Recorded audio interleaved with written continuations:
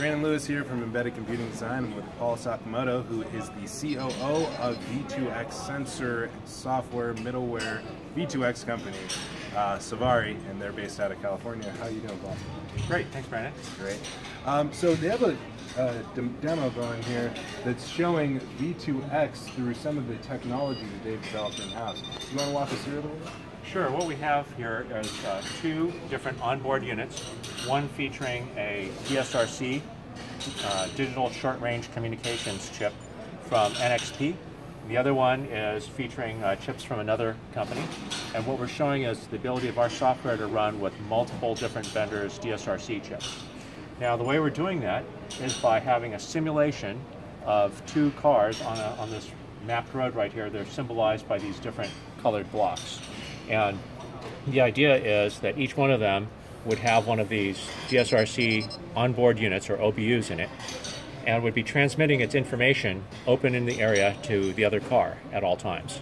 And so because of that, the computers in each car would understand where the other car is, and therefore understand how to avoid it and receive a warning. So the way that would be displayed is over on this pad, which is acting as a HMI, or human-machine interface. And as each car approaches the one, in this particular case, it's the white car is approaching and going into the blind spot of the other one. The lead car sees that this warning is happening, saying there's a vehicle in its blind spot. And it would issue, in this case, a small audio warning as well as a visual warning. Other times we see that some automakers are implementing haptic feedback or vibrations in the seat of the pedals and the steering wheel to accomplish some of the same warning. So our specialty, however, is the V2X software middleware stack that operates on top of the Linux, in this case, operating system. Could as well been QNX or other OSs. It allows the messaging to happen, and it also allows the apps that are actually the applications that cause all of the, in this case, forward collision warning to happen. So each one of these different accident scenarios is an application. In this case, we just saw forward collision warning. Here comes the blind spot again, and so on. The advantage of DSRC in this V2X application is going to be coming up here in a moment when we have the intersection movement assist, or the IMA application. So we'll wait here a little bit. Now we see two cars approaching the intersection from different angles.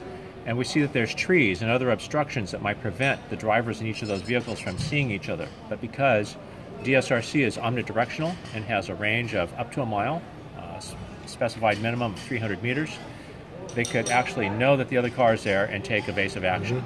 The goal of DSRC is to always give the driver, whether it's an automated driver, a computer in other words, or a physical driver, a person, 3 seconds warning of an impending crash so they can take avoidance action.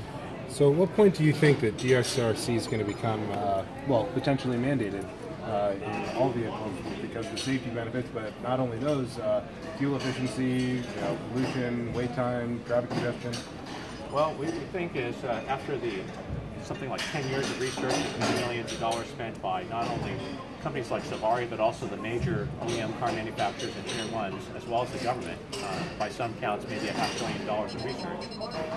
We think that we're about ready to have that announcement come out. So the pronouncement is supposed to come out sometime this year, and then the actual rulemaking will happen, and the actual deadline for implementing DSRC in cars should be for the 2018 or 19 model year. So that's what we're looking for. By the end of this decade, certainly we should see this out of the roads. Wow.